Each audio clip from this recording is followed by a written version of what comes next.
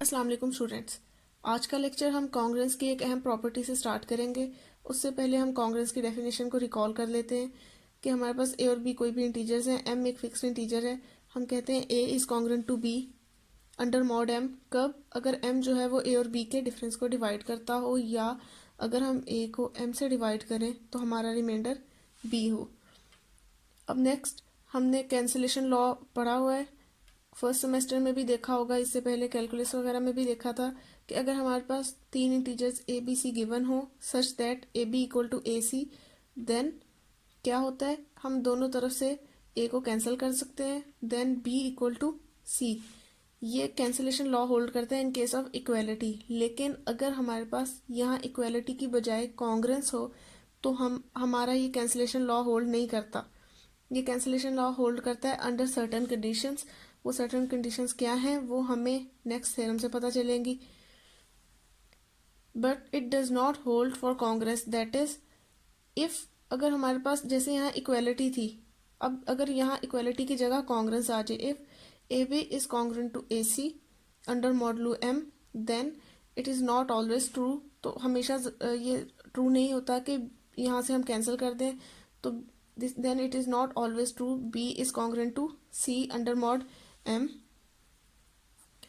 तो ये रिजल्ट हमेशा होल्ड नहीं करता।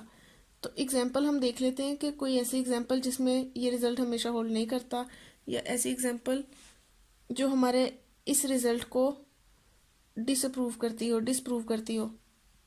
तो एग्जाम्पल है 24 इज कॉन्ग्रुएंट टू 9 मॉड 15। जो 24 है उसको अगर हम मॉडलो 15 देखें तो वो किसके कॉन्ग्रुएंट होता है? 9 के, क्योंकि 24 को अगर हम 50 से डिवाइड करें तो रिमाइंडर हमारा 9 आता है। 24 को हम यूँ भी लिख सकते हैं 3 टाइम्स 8, और 9 को लिख सकते हैं 3 टाइम्स 3। यानी ए है हमारा 3, बी है हमारा 8, 3a है और c है हमारा 3। असूलन तो ये होना चाहिए कि हम जैसे इस इक्वालिटी में a को कैंसिल कर देते हैं, तो यहाँ कॉन्ग्रेंस में भी दोनों तरफ हम 3 को कैंसिल करें तो 8 को कॉन्ग्रेंट होना चाहिए 3 के अंडर मॉड 15। लेकिन जो 8 है वो अंडर मॉड 15 3 के कॉन्ग्रेंट नहीं है। क्यों? क्योंकि ये कॉन्ग्रेंट कब होगा? अगर 15 इन दोनों के डिफरेंस को डिवाइड करेगा। लेकिन जब हम 8 और 3 का डिफरेंस लेते हैं, 8 माइनस 3 किसके इक्वल आता है? 5। लेकिन क्या 15 5 को डिवाइड करता है? तो 15 5 को डिवाइड नहीं करता, इसलिए 8 जो है वो 3 के कॉन्ग्रेंट नहीं है। इस वजह से हम यहाँ पे 3 से कैंसिल नहीं कर सकते, यानी कैंसिलेशन लॉ कांग्रेस के केस में होल्ड नहीं करता। अब ये नेक्स्ट थ्योरम हमें बता रहा है कि कैंसिलेशन लॉ कांग्रेस के केस में कैसे होल्ड करता है। Let A B C be integers, हमने कोई 3 इंटीजर्स ए बी सी ले लिए, such that A C is congruent to B C under mod M. अब यहाँ पे हमारे दोनों साइड पे सी आ रहा है, एंड डी क्या है? वो है जो रिपीट हो रहा है सी दोनों साइड्स पे, उस सी और एम का GCD, D equal to GCD of C and M. Then हम सी को कैंसिल कर सकते हैं दोनों साइड से, हमने कैंसिल किया, then A is congruent to B, C cancel हो गया। लेकिन क्या हुआ? कॉन्ग्रेंस के केस में जो मॉड एम था वो चेंज हो गया एम ओवर डी के साथ, यानी हमने एम को उसके और सी के जीसीडी से डिवाइड कर दिया। अगर हम यहाँ से कैंसिल कर रहे हैं तो इसका और एम का जो जीसीडी होगा वो हम एम के साथ डिवाइड कर देंगे। एग्जाम्पल की हेल्प से देख लेते हैं कि ये थ्योरम क्या बता रहा है। 24 कॉन्ग्रेंट था 9 अंडर मॉड 15। हमने एग्जाम्पल से देखा था कि अगर हम 24 जो 3 टाइम्स 8 और 9 3 टाइम्स 3 था, हम अगर यहाँ 3 से कैंसिल करते थे तो 8 जो था वो 3 के कॉन्ग्रेंट नहीं था अंडर मॉड 15, यहाँ हमने देखा। लेकिन इस थ्योरम ने हमें क्या बताया कि 8 है कॉन्ग्रेंट 3 के, लेकिन मॉड अब हमने चेंज कर दिया किससे? 15, और जो नंबर रिपीट हो रहा था 3 था, 15 और 3 के जीसीडी से डिवाइड कर दिया हमने।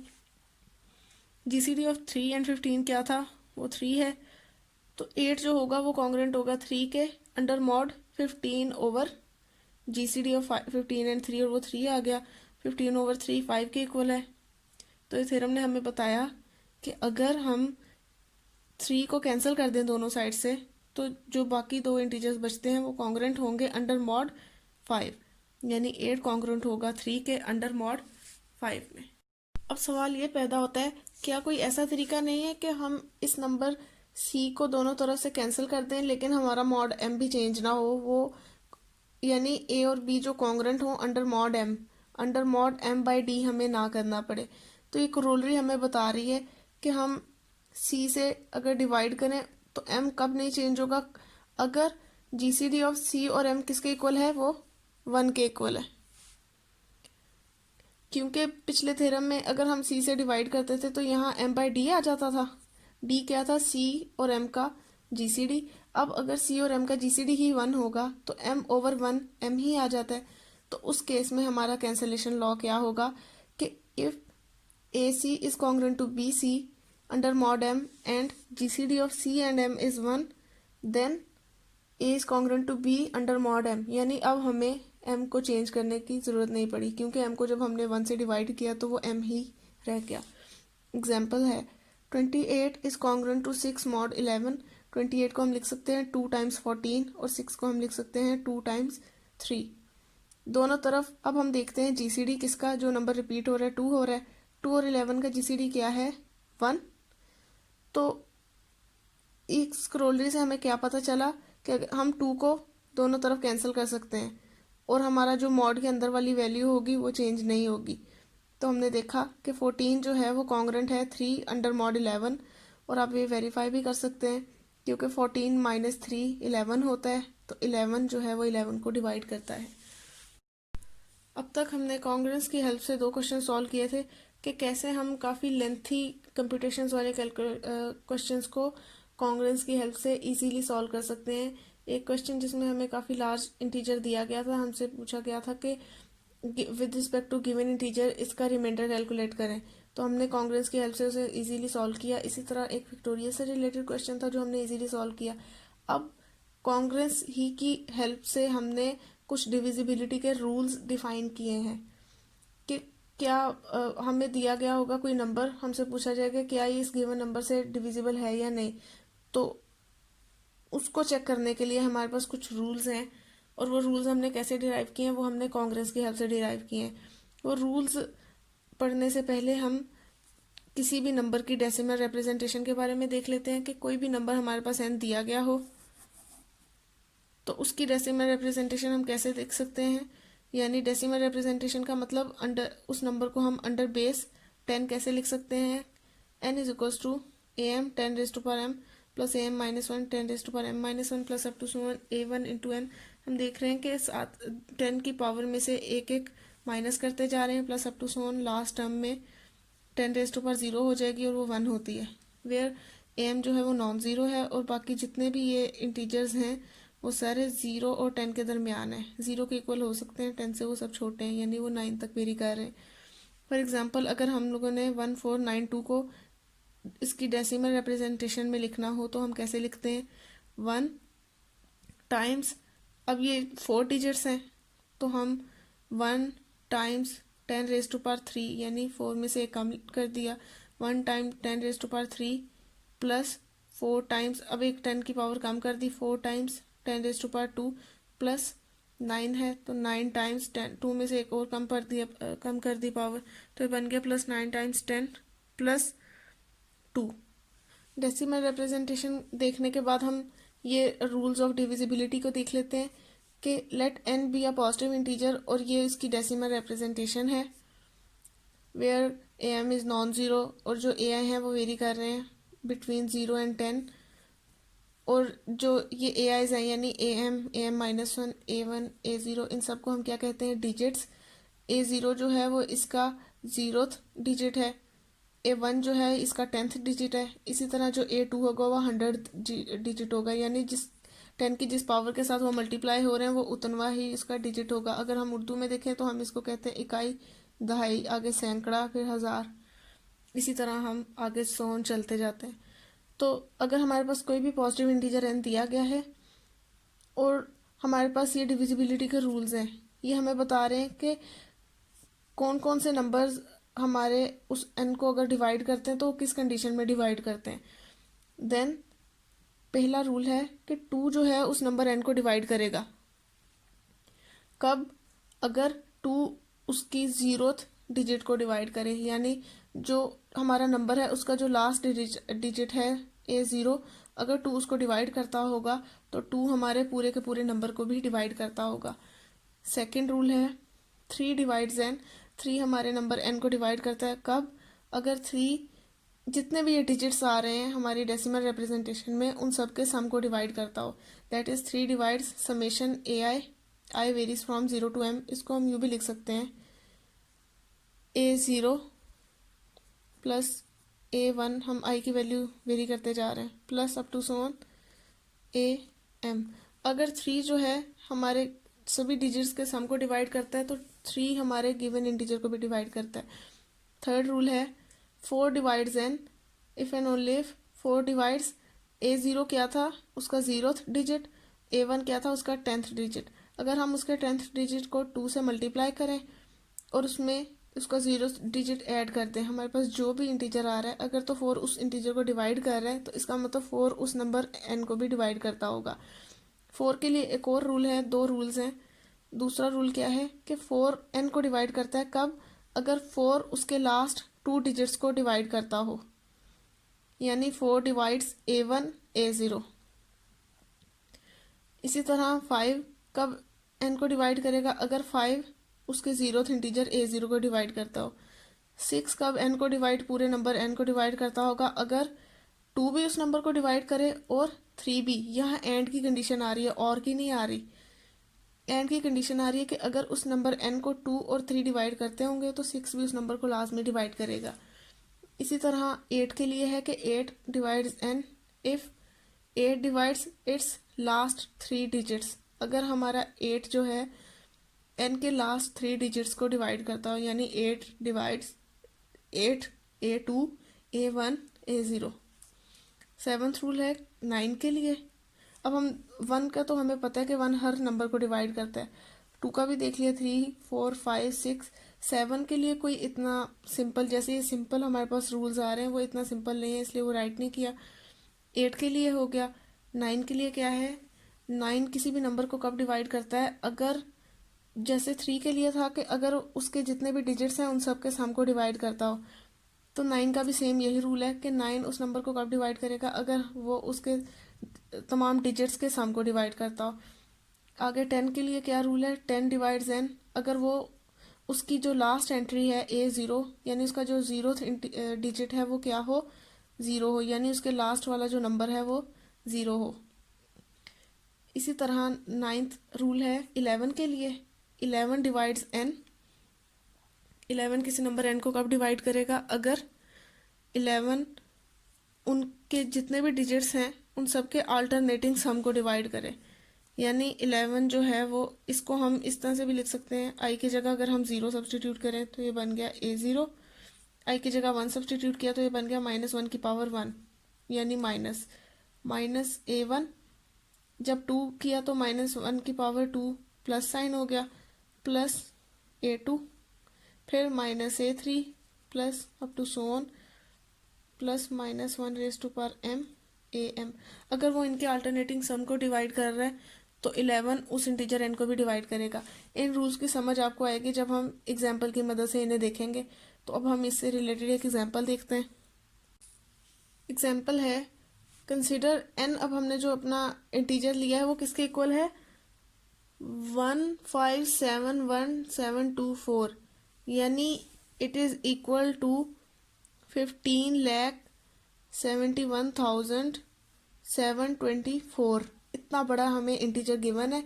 हमने चेक करना है कि क्या ये 2 3 4 5 6 8 9 10 11 से डिविजिबल है या नहीं। अब अगर आप इसको चेक करने लगे तो काफ़ी लंबी कैलकुलेशंस हो जाएंगी। 2 के लिए तो हमें इजीली पता चल जाएगा, आगे 3 4 5 जब हम इनको चेक करेंगे तो काफ़ी लेंथी कैलकुलेशंस होंगी। लेकिन जो हमने पीछे डिविजिबिलिटी के रूल्स पढ़े हैं उनकी हेल्प से हम इजीली चेक कर सकते हैं कि क्या ये जो इंटीजर 2 3 4 हैं वो हमारे गिवन इंटीजर n को डिवाइड करते हैं या नहीं। तो हम पहले देख लेते हैं इसके डिजिट्स। इसका 0th डिजिट क्या होगा? ये लास्ट वाला 4, A0 है हमारा 4। 100th डिजिट जो था A1 वो किसके इक्वल है? 2। ये A2 A3 A4 A5 और A6, ये सब हमने लिख लिए। अब नेक्स्ट, अब हमने चेक करना है कि क्या 2 जो है वो n को डिवाइड करता है कि नहीं। हमने रूल क्या पढ़ा था कि 2 जो है किसी नंबर n को डिवाइड करता है अगर वो उसके 0th डिजिट a0 को डिवाइड करता हो। हमारे n का a0 किसके इक्वल है? 4 के इक्वल। तो क्या 2 4 को डिवाइड करता है? सिंस 2 डिवाइड्स 4, इसका मतलब 2 जो है वो n को भी डिवाइड करता है। हमें चेक करने की ज़रूरत ही नहीं ज़्यादा, हमने बस देख लिया कि क्या 2 a0 को डिवाइड करता है। चूंकि 2 a0 को डिवाइड करता था, इसका मतलब 2 हमारे पूरे इंटीजर n को डिवाइड करता है, यानी 2 जो है इस नंबर को भी डिवाइड करता है। अब नेक्स्ट 3 के लिए देख लेते हैं। 3 डिवाइड्स n, इसका रूल क्या था कि 3 किसी नंबर n को कब डिवाइड करता है? अगर वो उसके जितने भी डिजिट्स हैं उनके सम को डिवाइड करता हो। अब हमारे डिजिट्स क्या हैं? a0 a1 up to Son a6 तक। इनका हमने सम ले लिया।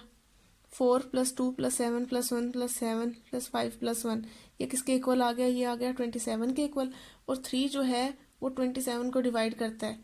इसका मतलब 3 जो है वो हमारे इस इतने बड़े इंटीजर को भी डिवाइड करता होगा। हम लोगों ने कोई कैलकुलेशन नहीं की, सिंपली हमने इस रूल को फॉलो करते हुए रिजल्ट लिख दिया कि सिंस 3 इन सब के सम को डिवाइड कर रहे हैं तो 3 n को भी डिवाइड करता होगा। आपने वेरीफाई करना है तो आप कैलकुलेटर की हेल्प से भी देख सकते हैं। आप ये इस इंटीजर को 3 से डिवाइड करके देखें तो ये इजीली डिवाइड हो जाएगा।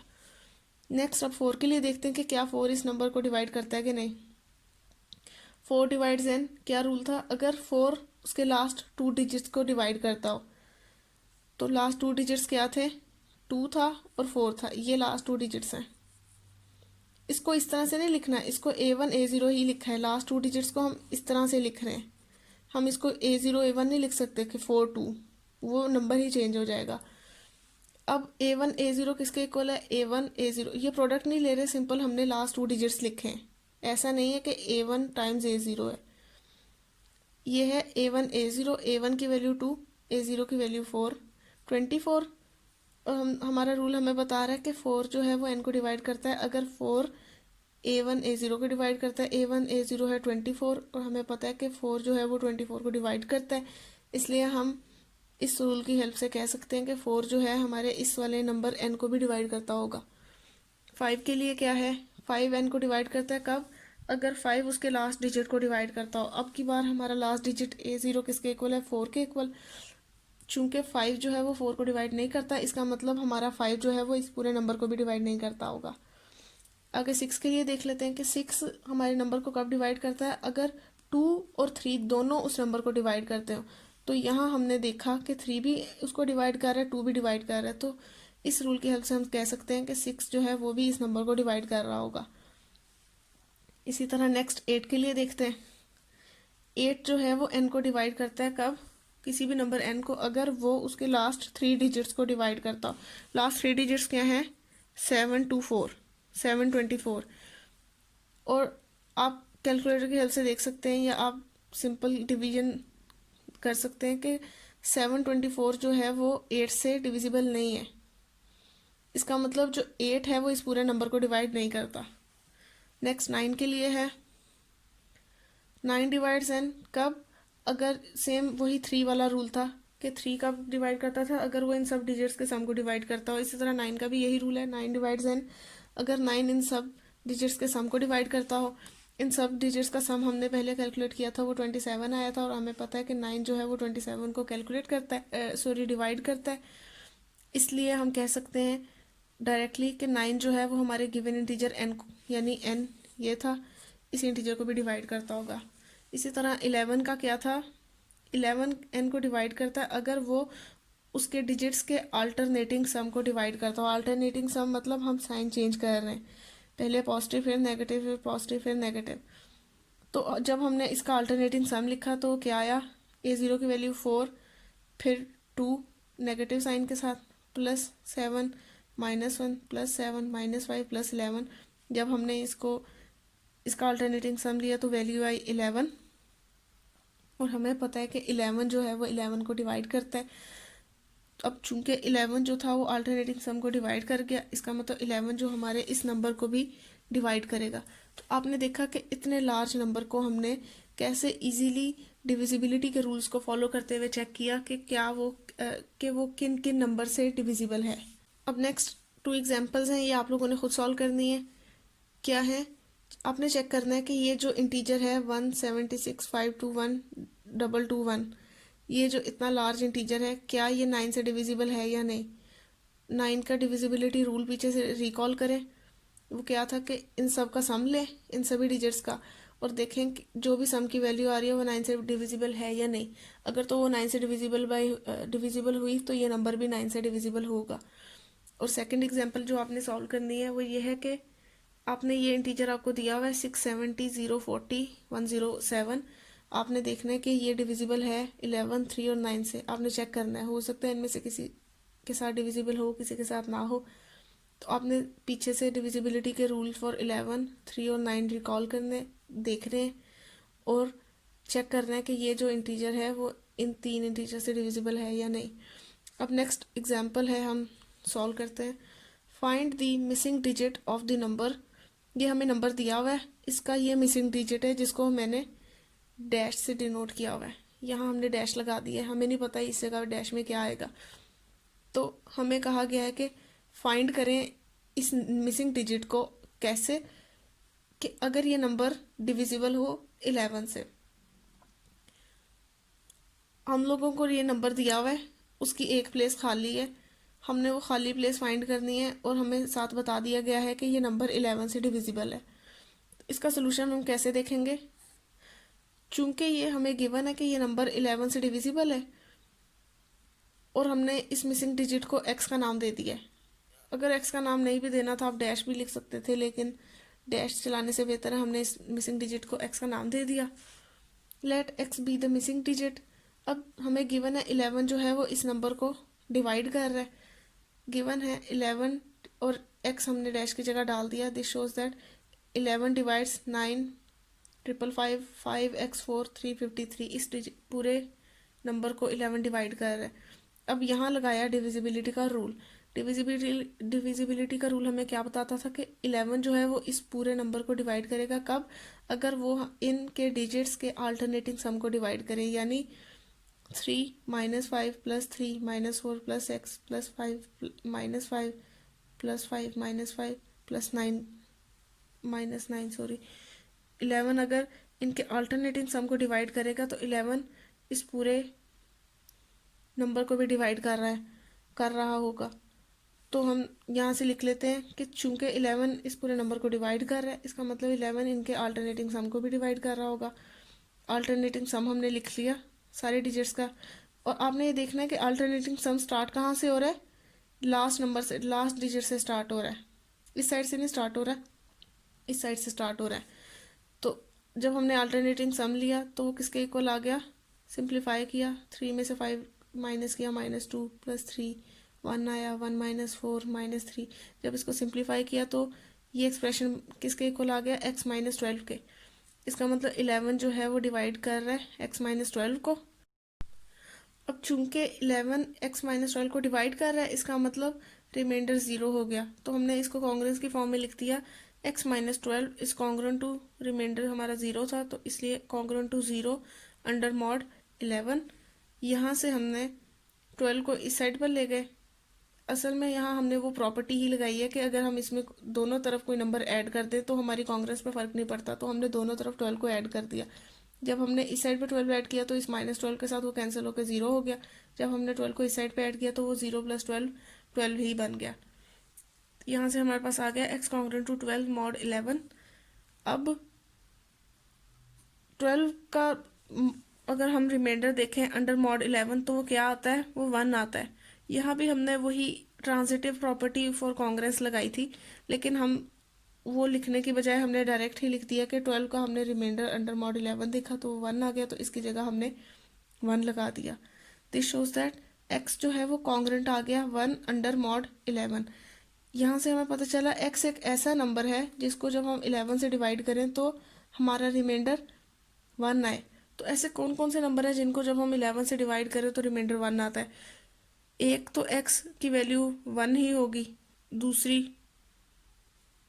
12 होगी, क्योंकि 12 को 11 से डिवाइड करते हैं तो हमारा रिमाइंडर 1 आता है।